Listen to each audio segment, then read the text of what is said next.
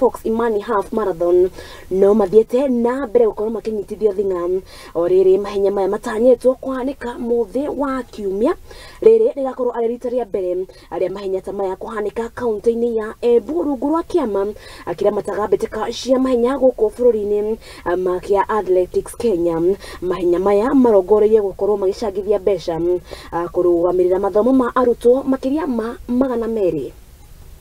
Kile kitu tunajitayarisha katika marathon yetu, tumeipanga vizuri, iko kwa kalenda. Nirudishie K yetu ikiongozwa na General 2A shukran kwa kutupea hii ikiwa ya kwanza katika Embu and Eastern, na tunajua tumejitayarisha vizuri. Hii bio yetu ikifika tuko na mwasawanda ambao tutapeana na tumelipa pesa ya ADAC.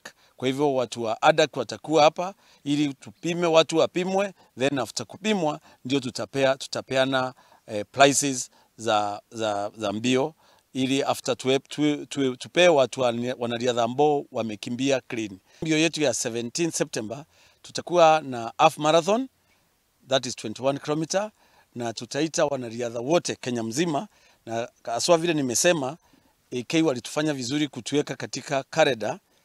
Kwa hivyo inatangazwa na inajulikana. Tena tutakuwa na 10 km, so the paying races ni 21 na 10 km.